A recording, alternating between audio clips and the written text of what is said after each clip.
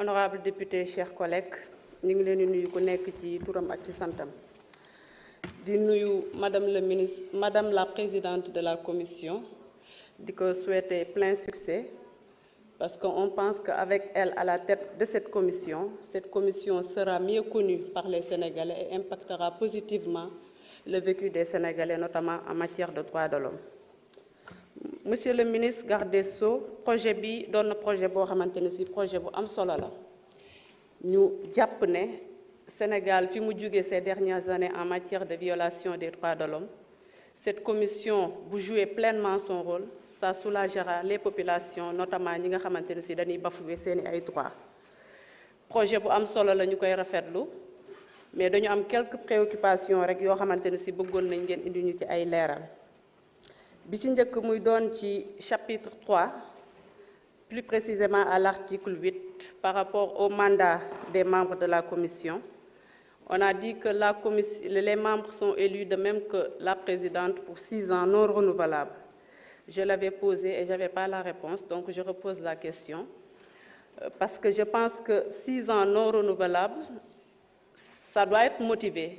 Qu'est-ce qui a motivé, même si c'était avec l'ancien gouvernement, mais l'État est une continuité, qu'est-ce qui a motivé à ce que ces 6 ans ne soient pas renouvelés? D'autant plus que quand on ne renouvelle pas, on est obligé de reprendre à zéro. À chaque 6 ans, on est obligé de changer de président, on est obligé aussi de changer des membres.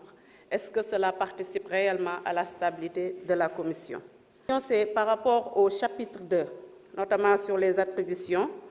On a dit que sur les attributions, la commission de procéder à des visites des lieux de privation de liberté sans préjudice aux autres mécanismes.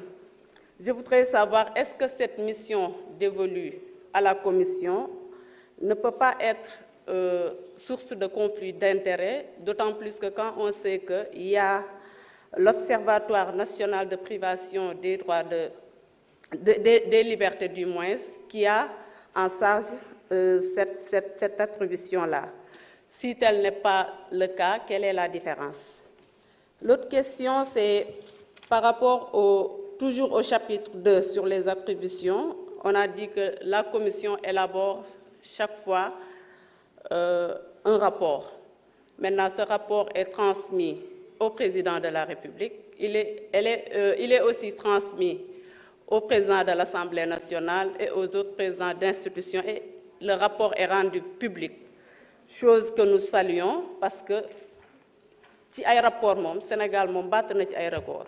On publie, mais après il n'y a pas de suite boo xamante ne ci suite favorable la bu mën a permettre de concrétiser le travail qui est en train d'être effectué par cette commission-là ou bien par les autres institutions.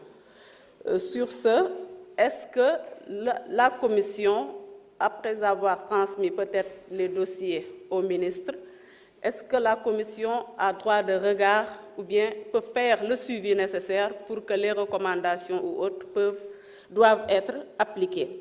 L'autre question, c'est par rapport à la saisine. Dans le texte, on nous dit que la commission peut s'autosaisir, mais elle peut être aussi saisie par d'autres. Maintenant, quand il s'agit de saisine par les citoyens, quelle est la procédure requise pour un citoyen de pouvoir saisir en cas de violation des droits de l'homme la commission pour que ces droits puissent être,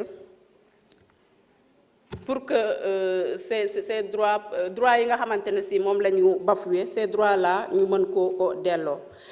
C'était les quelques préoccupations que j'avais pour le projet de loi, tout en souhaitant encore une fois à Madame la Présidente plein succès, parce qu'on sait qu'avec vos compétences, vous pourrez amener la Commission à jouer pleinement son rôle. Je vous remercie.